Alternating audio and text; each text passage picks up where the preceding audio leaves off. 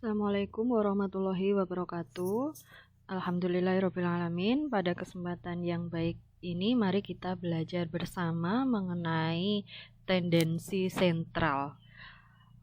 Agar pemahaman ini berjalan dengan lancar, silakan saudara menyiapkan alat tulis untuk mencatat berbagai hal yang dianggap penting. Baik, mari kita mengenal dan mempelajari lebih mendalam tentang tendensi sentral.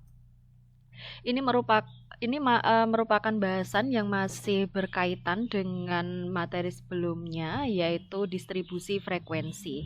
Untuk kesempatan ini kita akan belajar bersama mengenai tendensi sentral.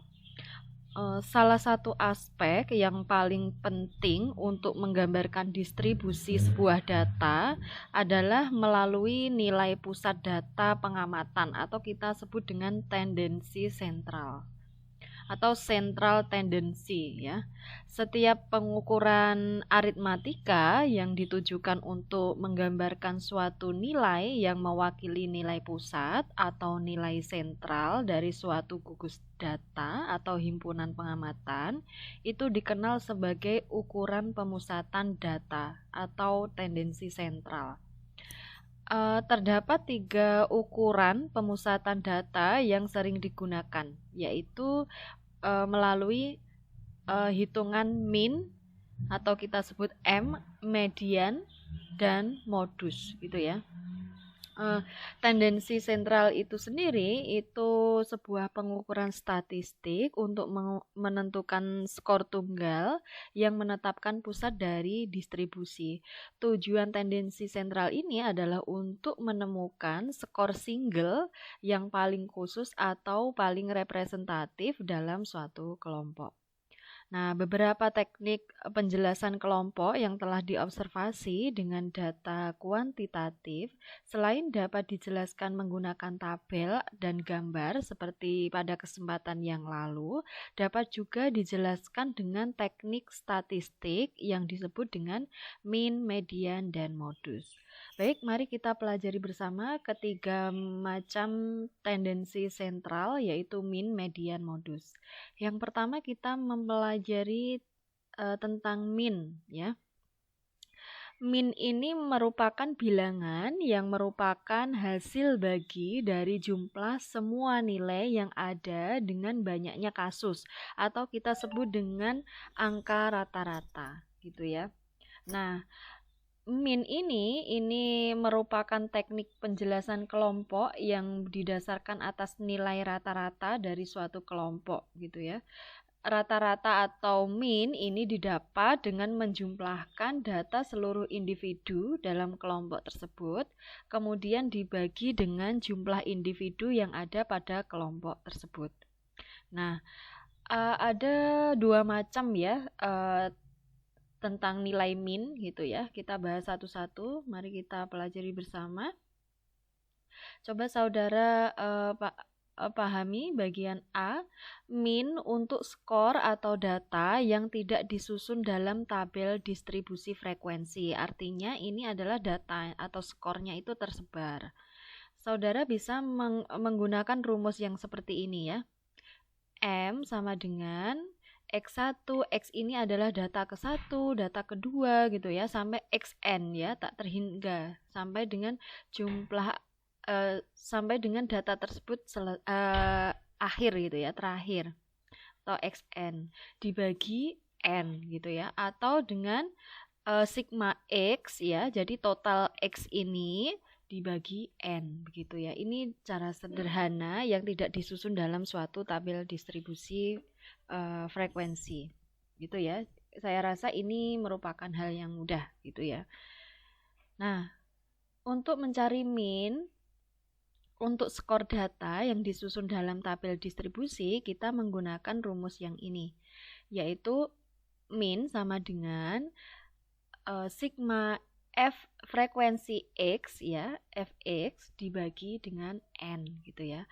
Adapun langkah-langkahnya sebagai berikut. Yang pertama, saudara perlu menyusun tabel distribusi frekuensi. Saya rasa tabel distribusi frekuensi sudah saudara pahami di kesempatan sebelumnya gitu ya. Kalau belum jelas cara menyusun tabel distribusi frekuensi, saudara bisa membuka penjelasan dari saya pada materi tabel dan grafik gitu ya. Kedua, setelah kita menyusun tabel, membuat tabel distribusi frekuensi, kita mencari titik tengah atau kita sebut ini untuk mencari DFB, distribusi frekuensi bergolong gitu ya, titik tengahnya. Kemudian mengalihkan masing-masing titik tengah X-nya dengan frekuensinya gitu. Nah, selanjutnya kita mencari jumlah Fx untuk dicari sigma Fx-nya ini gitu ya. Dan terakhir kita mencari skor rata-rata dengan rumus ini ya, sigma Fx dibagi N. Kita bahas pada contoh berikut ini. Ini merupakan contoh ya. Nah, coba saudara perhatikan pada kolom ini. Nah, ini ada skor ya yang sudah saudara hitung interval, kelas intervalnya dan ringnya dan lain sebagainya. Ini namanya tabel distribusi frekuensi. Nah, di sini ada 4 kolom ya, kolom skor, frekuensi, titik tengah atau X, dan kolom Fx ya. Artinya F kali X ya. Hasilnya akan di sini. Skor ini adalah untuk distribusi frekuensi bergolong ya. Jadi ini merupakan jenis data yang bergolong. Oleh karena itu skornya diberikan ring seperti ini atau rentangan gitu ya. Nah, kita contohkan semisal di sini dari ring 10 sampai 16 gitu ya. Ini dihitung dulu frekuensinya berjumlah berapa. Ini jumlah yang mendapat skor antara 10 sampai 16 itu adalah 8 gitu. Yang mendapat skor 17 sampai 23 ini berjumlah 9. Yang mendapat skor 24 sampai dengan 30 ada 11 siswa misal gitu. 31 sampai 37 frekuensinya adalah 12. Dan seterusnya, yang mendapat skor 52 sampai dengan 58 yaitu 1. Nah, kemudian kita mengisi kolom titik tengah atau X ya. Kolom titik tengah itu kita mengambilnya dari titik tengah dari skor ini ya. Misal 52 sampai 58 ini rentangnya berapa? Coba kita hitung ya. 52, 53, 54, 56, 52, 53, 54, 55, 56, dan 57. Jadi jumlahnya ada berapa ini? Ada 7 gitu ya.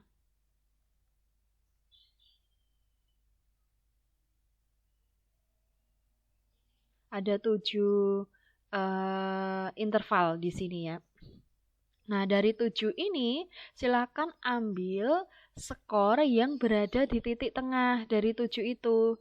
7 itu titik tengahnya berapa? Berarti yang keempat gitu ya. Jadi skor keempat silakan dihitung. Ya, jadi 52, 53, 54 dan yang keempat itu adalah 55. Jadi titik tengah itu diambil dari tengah skor ini, rentangan yang paling tengah dari skor yang ada di sini. Jadi misal ini 52, berarti 52 antara 52 dengan 58 ini rentangnya ada 7. Jadi ambil titik tengahnya, berarti yang keempat ya, titik tengahnya. Berarti titik tengah keempat itu adalah 55. Begitu juga 45 sampai dengan 51 ini titik tengahnya adalah 48. Jadi diambil skor yang keempat, nilai skor yang keempat yang di sini gitu ya, atau tengah-tengahnya. Semisal di sini jumlahnya adalah 5 gitu ya, rentangnya di sini adalah 5, berarti ambil titik tengahnya. Titik tengahnya rentang 5 itu adalah skor atau data yang keempat. Yang ketiga begitu. Ya, jadi silakan dihitung sendiri nanti yang sudah dipelajari sebelumnya ya. Baik, ini titik tengah ini saya rasa sudah bisa dipahami. Kemudian kita mengisi kolom yang fx. Fx itu adalah f frekuensi ini dikali titik tengah. 1 ya, frekuensi 1 dikali 55 hasilnya adalah 55. 4 dikali 48 hasilnya adalah 192 gitu ya. Jadi untuk mengisi deretan atau kolom fx ini dikalikan ya. Misal f dikali x, jadi 8 dikali 13 sama dengan 104. Silakan ini diisi dulu kolom yang bagian ini.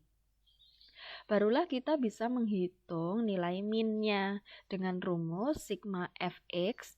Sigma fx itu didapatkan dari total ini. Total fx ini silakan ditambahkan. 55 ditambah 192 ditambah 205 ditambah 408 ditambah 297 ditambah 180 ditambah 104. Totalnya adalah total fx yaitu 1441 gitu ya, atau kita sebut dengan sigma fx. Hasil kalau dimasukkan dalam rumus hasilnya adalah 1441 dibagi n. N-nya ini adalah jumlah frekuensi ini ya. N-nya ini adalah jumlah data. Data ini berjumlah 50. Atau kalau saudara ingin melihat kembali 50 ini didapat dari mana, silakan ditotal jumlah F-nya. 1 tambah 4 sampai dengan ditambah 8 gitu ya. Hasilnya adalah 50. 1441 dibagi 50 sama dengan 28,82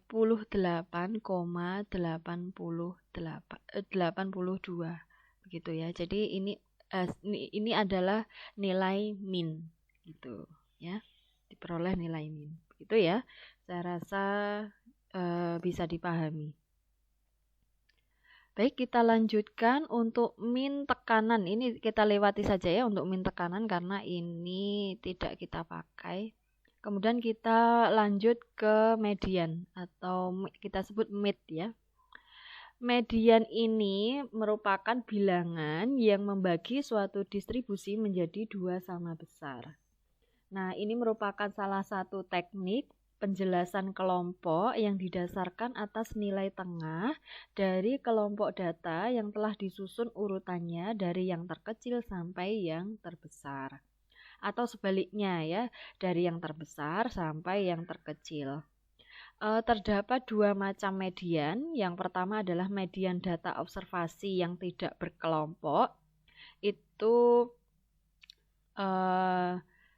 digunakan dengan langkah mengurutkan data observasinya, data-datanya dari kecil ke terbesar, kemudian barulah menentukan letak mediannya begitu ya. Oke, kita langsung saja mempelajari cara-caranya. Yang pertama adalah median untuk data yang tidak dikelompokkan, artinya data tunggal ya. Untuk mencari data tunggal, saudara bisa memasukkan rumus seperti ini. Median sama dengan terletak pada bilangan ke n plus 1 dibagi 2. Ini untuk deret bilangan yang berjumlah ganjil. Artinya data itu ganjil. Misal n-nya 29, berarti itu menggunakan rumus yang ini. Kalau genap gitu ya, kalau jumlahnya genap, deret bilangan yang berjumlah genap berarti menggunakan yang ini nanti. Kita bahas yang untuk ganjil dulu ya. Untuk yang ini, median untuk data yang tidak dikelompokkan dengan jumlah yang deret bilangannya yang berjumlah ganjil seperti ini. Ini kita contohkan kasus berikut ya. Kasus ini, contoh ini, silakan perhatikan. Ini ada kolom kasus dan kolom skor. Ini ya, contoh sederhananya ada kasus 1, 2, 3, 4, dan 5. Ada skor 12, 14, 15, 16, dan 22. Kita mencari mediannya. Nah, mediannya gitu ya. Mediannya itu adalah N plus 1 gitu ya, dibagi 2. N itu adalah 5, jumlah kasusnya 5 ya. Jadi ganjil ya. 1, 2, 3, 4, dan 5. Silakan ditulis di sini N-nya. 5 plus 1 adalah 6 ya, dibagi 2 adalah 3. Jadi bilangan ketiga, coba dilihat bilangan ketiga ini letaknya di mana? Jadi bilangan ketiga itu ada di sini. Ya. Jadi mediannya pada data ini adalah 15 gitu ya. Oke, saya rasa bisa dipahami. Coba kemudian kita pelajari untuk deret bilangan yang berjumlah genap gitu ya. Coba ini ada kasusnya genap 1 sampai dengan 8. Jadi N-nya ini berjumlah genap yaitu 8. Skornya itu ada 7, 8 sampai dengan 21 ini ya. Nah, kita cari mid-nya atau mediannya. Median ini terletak antara bilangan ke N per 2 dan N per 2 plus 1. Oke, caranya begini. Untuk menghitung median dengan deret bilangan yang jumlahnya genap. Median sama dengan N per 2 ya, N per 2 sama dengan 8, berarti ini jumlahnya 8 dibagi 2 sama dengan ada 4 ya. Coba kita lihat kasus keempat ya. Kasus keempat itu adalah 12. Tulis saja di sini 12. Kemudian kita cari yang rumus berikutnya, yang ini ya. N per 2 tambah 1. N per 2 sama ini tulis ulang aja, 8 dibagi 2, kemudian ditambah 1. Gitu ya. 8 dibagi 2, 4. 4 tambah 1 sama dengan 5. Kita lihat kasus kelima itu adalah 13. Jadi mediannya yang menduduki sementara itu adalah kasus keempat yaitu 12 dan kasus kelima yaitu 13. Karena ini datanya berjumlah genap, maka kita akan mencari titik tengahnya di sini antara 12 dan 13 yaitu 12,5 begitu ya. Jadi mencari titik tengah dari selisih yang ada begitu ya.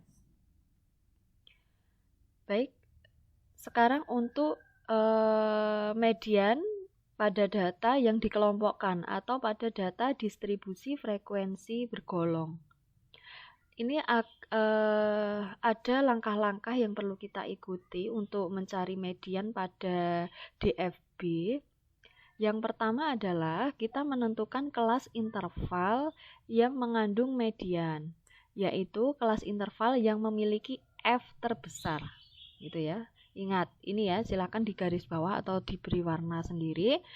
Median ini adalah kelas interval yang memiliki F terbesar. Jadi frekuensinya nanti yang paling besar gitu ya, dipilih yang itu. Kemudian cara kedua yaitu mencari median dengan rumus berikut.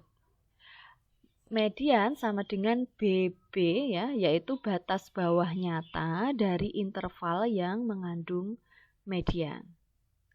Plus 1/2 N atau setengah N ya, N adalah jumlah frekuensi dikurangi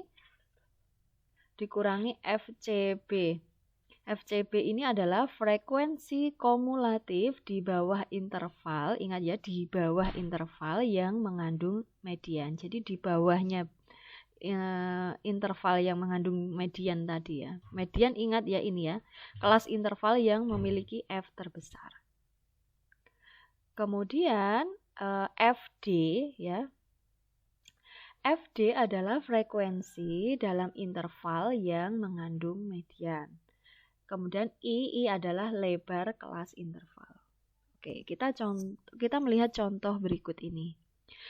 Sama ya dengan yang atas tadi, kolomnya ada skor, frekuensi, batas nyata. Oh iya, batas nyatanya yang perlu ditambahkan ya. Jadi saudara bisa membuat kolom batas nyata. Dan FC, frekuensi kumulatif. Jadi misal di modus tadi tidak ada batas nyata, berarti hanya titik tengah gitu ya. Berarti untuk mencari modus untuk mencari median ini, saudara bisa menambahkan kolom batas nyatanya. Batas nyata kemarin gimana mencarinya? Gitu ya, batas nyata itu dicari dengan menambahkan 0,5 pada skor tertinggi pada setiap kelas, gitu ya. Misal ini 58,5, ini berarti 51,5 dan seterusnya, gitu ya. Baik, kita masukkan ke dalam rumus saja, ya. Median pada distribusi frekuensi bergolong mencarinya yaitu BB. Ya, BB kita cari di sini ya. BB tadi apa? BB adalah batas bawah nyata dari interval yang mengandung median. Batas bawah nyata. Oke. Karena FD-nya ada di sini di 12 gitu ya. FD itu frekuensi dalam interval yang mengandung median. Oke, frekuensi ini ya, frekuensinya dalam interval yang mengandung median. Interval yang mengandung median tadi adalah FD itu adalah frekuensi yang paling tinggi nilainya. Kita tandai dulu nih FD-nya yaitu 12. 12 ini merupakan interval yang mengandung median, yang mengandung frekuensi yang paling besar, yaitu 12. Oke. Nah, 12-nya di sini berarti BB-nya adalah di bawahnya FD ini ya, batas bawah nyata. Jadi batas nyata yang di bawahnya FD. Berarti BB-nya adalah di sini, 30,5. Ya. Kita masukkan ke dalam rumus 30,5 plus setengah dalam kurung N. N-nya adalah 50. N ini didapat dari jumlah frekuensi ini. 1 ditambah 4 tambah 5 tambah 12 ditambah 11 tambah 9 dan ditambah 8. Totalnya adalah 50. Masukkan ke sini. Kemudian dikurangi FCB. Apa tadi FCB? Oke. FCB adalah frekuensi kumulatif di bawah interval yang mengandung median. Frekuensi kumulatif di bawah interval. Oke, kita cari frekuensi. Nah, berarti gini, frekuensi kumulatifnya ada di kolom ini, berarti di bawah interval, berarti yang di sini, yaitu 28. Gitu ya. Kemudian, tutup kurung, kali I. I adalah interval. Intervalnya adalah saudara bisa menghitung dari sini. Intervalnya 10, 11, 12, 13, 14, 15, 16. Jadi intervalnya ada 7. Gitu ya. Tulis saja di sini. Kemudian ini dibagi 12. Gitu ya. I-nya mohon maaf. I-nya tidak ikut dikalikan ya. Jadi ini dibagi dulu baru dikali I. Jadi I ini FD ini adalah 12, ini yang frekuensi yang mengandung nilai median gitu ya. Jadi frekuensi yang paling tinggi tuliskan di sini. Kemudian dihitung 30,5, kemudian hasil dari ini adalah min 1,75. Hasil akhirnya adalah 28,75. Baik. Kalau saudara masih bingung untuk menentukan ini, silahkan dicermati lagi gitu ya, dicoret-coret di bagian ini untuk menandai mungkin 28 ini nanti tadi masih bingung. Ini adalah frekuensi bawah gitu ya. Jadi frekuensi yang di bawahnya interval ini ya. Jadi 28 atau mungkin BB ini adalah batas bawah nyata. Jadi silakan ini digaris dulu, berarti ini BB, ini FCB. Itu cara mudahnya untuk mencari. Itu ya, baik. Kita lanjutkan pada modus. Itu yang ketiga. Modus ini merupakan skor yang memiliki frekuensi tertinggi. Ya. Ini merupakan teknik penjelasan kelompok yang didasarkan atas nilai yang sedang populer atau yang sedang menjadi modus ya, atau nilai yang sering muncul dalam kelompok tersebut gitu. Nah, ada dua macam modus sama dengan yang sebelumnya, min dan median. Pada modus atau mode atau kita sebut dengan mode gitu, modus data observasi tidak berkelompok yang dapat diketahui dengan mencari nilai yang sering muncul pada data observasi pada data yang tidak berkelompok. Modus data observasi berkelompok itu dapat ditemukan dengan langkah-langkah seperti ini nanti ya akan kita pelajari. Baik, kita akan coba belajar tentang modus ya, modus untuk data distribusi frekuensi tunggal atau data yang tidak berkelompok atau data tunggal. Ini ada seperti ini ya, kasus 1, 2, 3, 4, dan 5. Skornya kasus 1 mendapat skor 12, kasus 2 mendapat skor 14, dan seterusnya. Kemudian frekuensi atau data yang sering muncul adalah yang mendapat skor 12, 1 siswa, yang mendapat skor 14, 2 siswa, dan seterusnya. Berarti modusnya adalah 15, gitu ya.